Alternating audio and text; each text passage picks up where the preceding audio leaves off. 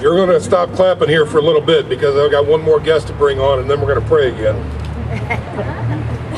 He's a big voice, he's a big guy, and he's a big friend of the pro-life movement. Ladies and gentlemen, Pat Miller is the loved and respected voice of conservative thinking. Let me brag on him. Hang on. Let me brag on him. He is the loved and respected voice for conservative thinking across the state of Indiana. He is husband to Kim, father to Courtney and Shannon, choir director, Bible teacher, an insurance and financial planner, and a popular MC and keynote speaker. In Pat's words, I'm a Christian first, then I'm a husband, a father, a conservative, and then a Republican. He said if you get any of those 5 out of order, you mess up the rest of them that come after that. So again, ladies and gentlemen, Mr. Pat Miller.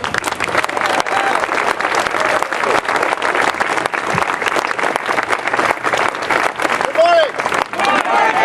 Is everybody glad to be here? Yeah. Are you glad that you're represented by somebody with the integrity and the character of a Marlin Stutzman? Yeah.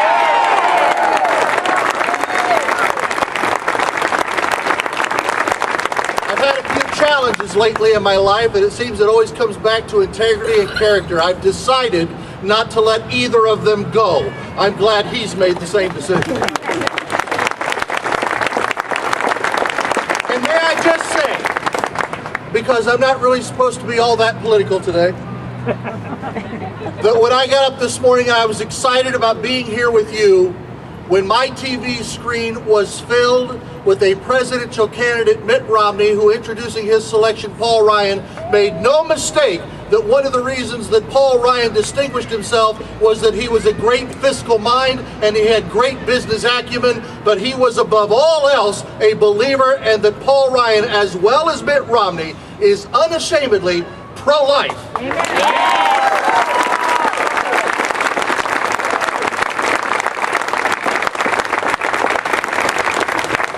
I sent out a tweet this morning. Some people ask me when they stop, they go, I didn't know you were on Twitter. You'll never meet a bigger twit than me. But I actually tweeted out this morning that with the announcement that Paul Ryan is going to be in the vice presidential debate, Mr. Biden can still be the oldest man on the platform, but Paul Ryan will be the adult in the room.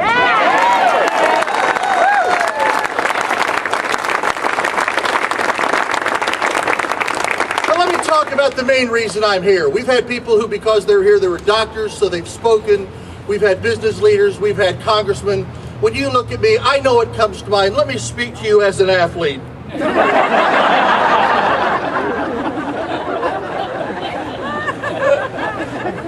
Look, I get worn out just watching the Olympics, okay? Somebody asked me if I was going to run the marathon. Okay, the reason that we paid good tax money to build those new rest areas on I-69, I get winded just driving my Taurus to Indianapolis. Let's go back to another Olympics. Let's go back to 1952. Roger Bannister, he was supposed to win the 1,500 meters, the metric mile, but he didn't. To his own admission, he didn't prepare as well as he should. He wasn't mentally ready, and when he got in the field, in the midst of the running, he allowed himself to get in a position he shouldn't have been in, and so halfway through the race, he got bumped and he got jostled. He never got his rhythm back, and because of that, he came in fourth in a medal that he was supposed to win. Some of the royal family had come all the way to the Olympics to watch him because they were there to see a great British victory, a victory that never happened. So he set his heart and mind on what? The 4-minute mile. The doctors of the day, psychologists even said that this is an insurmountable. You can't break the 4-minute mile. Not only is it unreachable, but it's dangerous for any athlete that would ever try it. So give up now. Don't do it. Well, not only did he do it, within 46 days, Landry, who was his chief competitor, also broke it. Then later in the same year, they both broke it in the same race. In fact, by the year 1957, 16 people had broken the 4-minute mile, something that they said could not be done. They said it was unattainable. They said it was unachievable. You've already had some defeat. You were supposed to win in 52 and you blew it. So give up on all of your goals. We've had some defeats. We have come up short sometimes. And the world and all of their friends in the media and the mainstream school of thought say, give up on the dream, you can't achieve it. Not only can I say we can achieve it, I'm telling you, this year is the beginning of the year of achievement.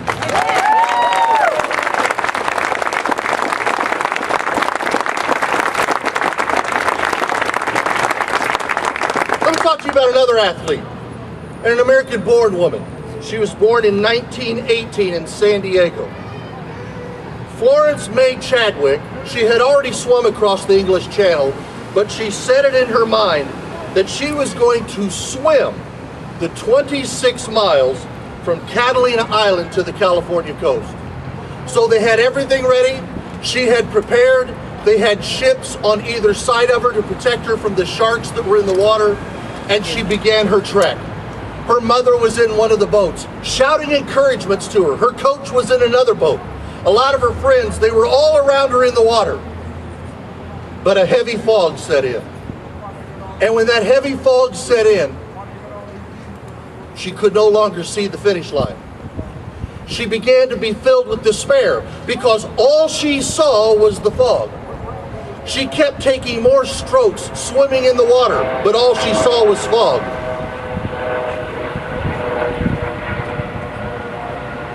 Don't you hate it when you tell the pilot, just leave it in the hangar until I get home? With every stroke in the water, all she saw was fog, and the fog just kept getting thicker. She yells to her mother, "Mom, I can't do it. I'm not going to make it." "Honey, it's not that far." "Mom, I can't. Get me out of the water." And so they did.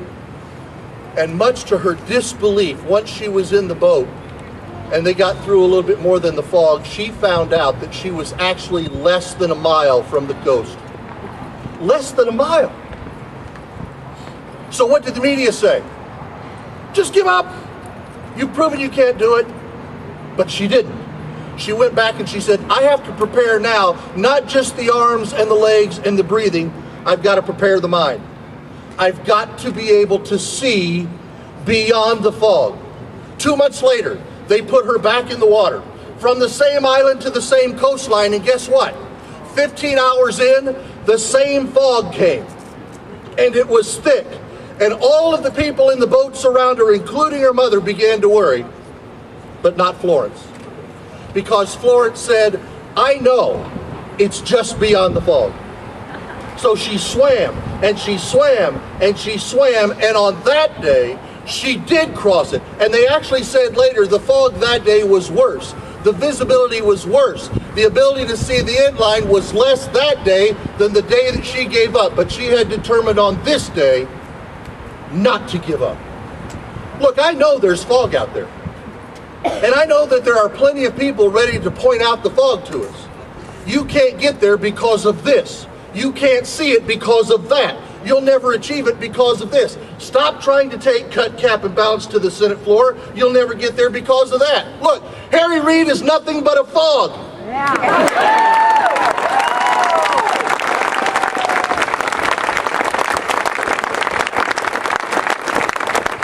And by God's grace and the hard work of a lot of great constitutional-loving Americans, starting November this year, we're going to start seeing the fog lift.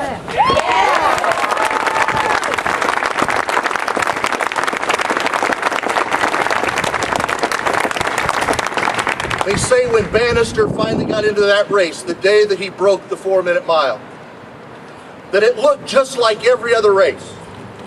It looked just like the times he came up just a little bit short. It looked like the other times when actually he didn't even finish first. But then something happened 300 yards from the finish. When he got 300 yards from the finish, inside of his mind, the fog lifted. Inside of his mind, he began to see what could be. Inside of his mind, he began to say to himself, wait a minute, I've worked and I've trained, and if anybody on the planet is ready, I'm ready. And it's right there, 300 yards away. Even the New York Times